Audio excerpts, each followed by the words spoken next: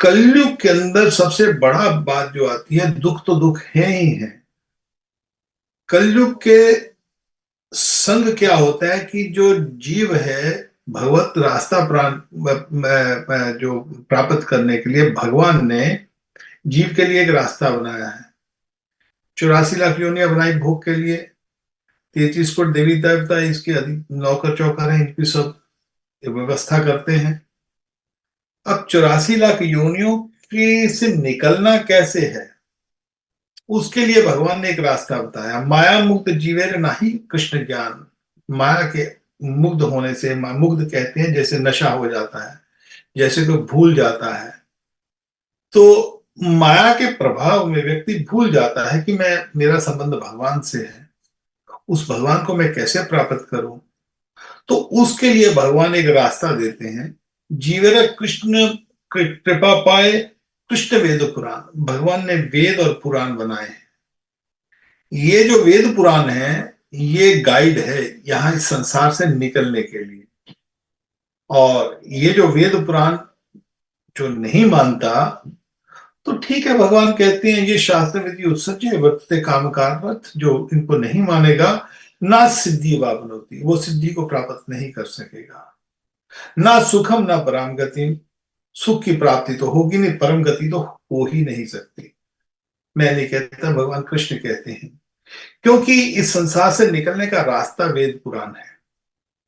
और अब यमराज जी भी इस बात को कंफर्म करते हैं।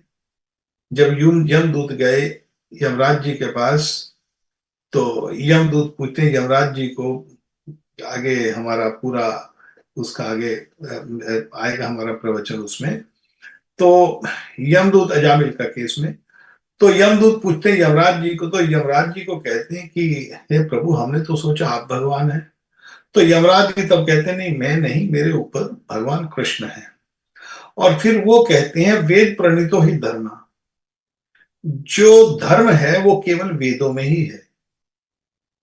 और है अधर्म विप्रह, जो वेदों के उलट है, जो वेद को नहीं मानता, वो अधर्म है, यमराज जी कहते हैं।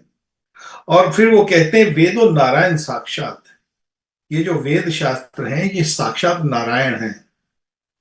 अब यमराज जी एक और बात कहते हैं यमदूतों को, हे यमदूतों, तुम ये मत समझ लेना कि ये मेरा मेरा विचार है इस बारे में। मैं नहीं कह रहा, स्वयं भू इति सुषमा, मैंने स्वयं नारायण के मुखार बिंद से ये बात सुनी है।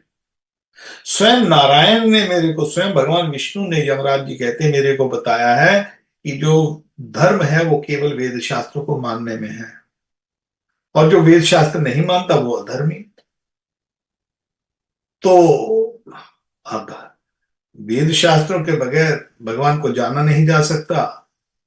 और